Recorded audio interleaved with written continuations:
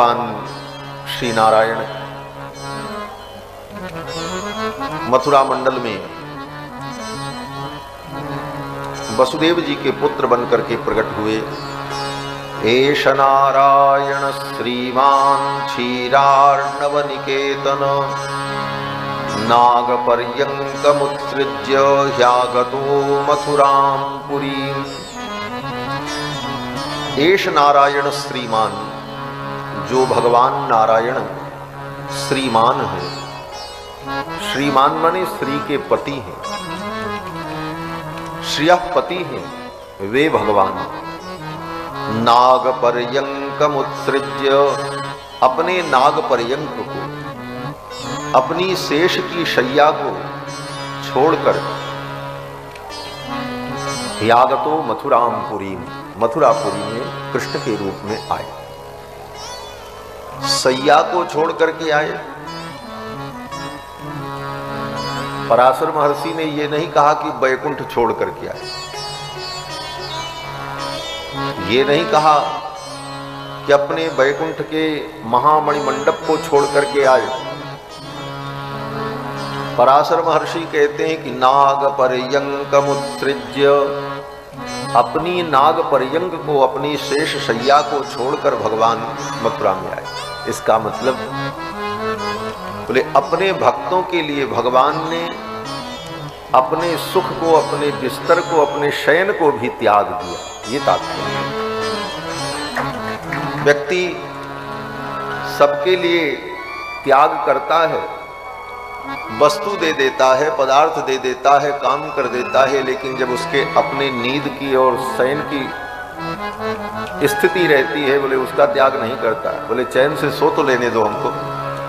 व्यक्ति कहता है चैन से हमको सो लेने दो, बाकी काम तो हम करेंगे ही करेंगे। निद्रा में वो खलल नहीं चाहता है, लेकिन भगवान ने अपने भक्तों के लिए अपनी शेष शैया की निद्रा का भी त्याग कर दिया। नाग पर्यंकमुत्सृज्य ह्यागतो मथुरां पुरीं। भगवान नारायण ही कृष्ण के रूप में वृंदावन धाम में प्रकट। ये भगवान का नारायण नाम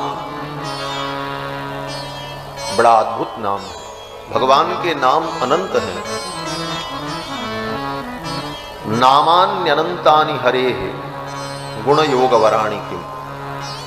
भगवान के अनंत नाम हैं, लेकिन भगवान के उन अनंत नामों में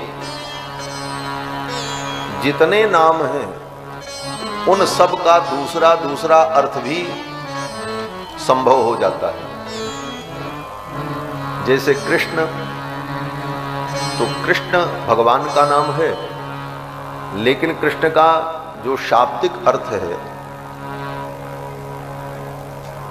कर्षतीति कृष्ण, जो खींच ले, कर्षण कर ले, उसको कृष्ण कहते हैं। कर्षतीति कृष्ण।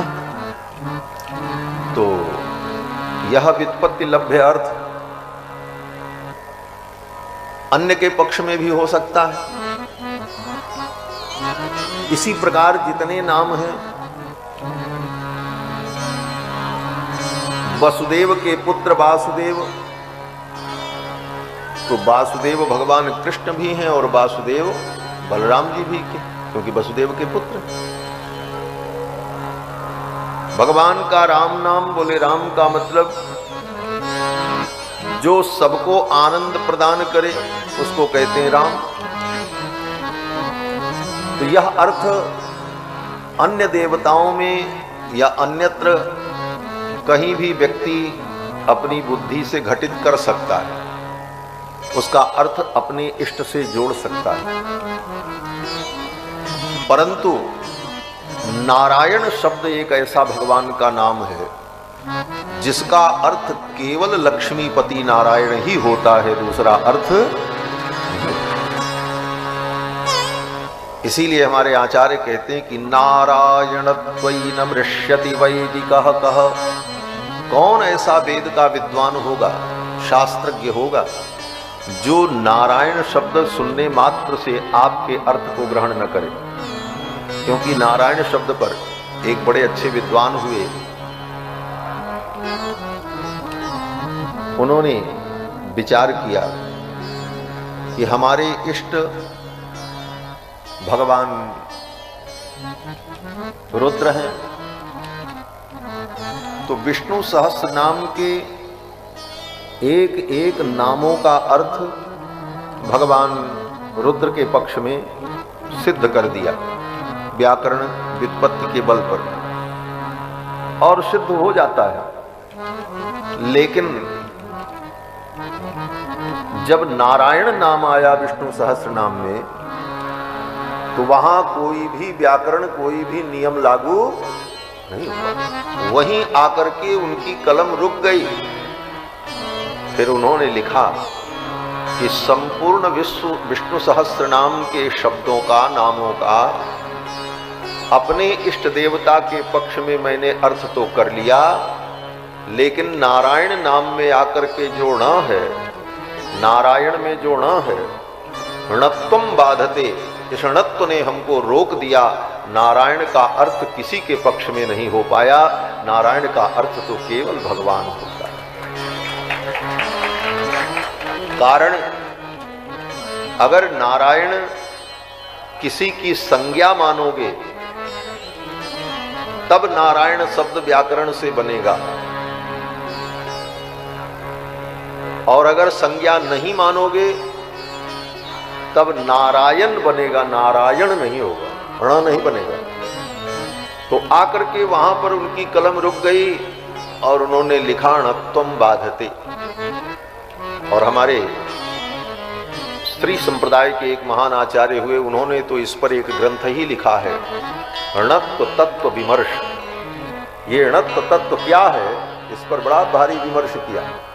तो नारायण ये 4 अक्षर, जगाद चतुर अक्षर, इसी 4 अक्षर का उच्चारण अजामिल ने किया और अजामिल को परम गति की प्राप्ति हो गई। भगवान नारायण परम तत्व है। नारायणात् ब्रह्मा जायते, नारायणात् रुद्रो जायते, नारायणात् प्रजापति प्रजायते।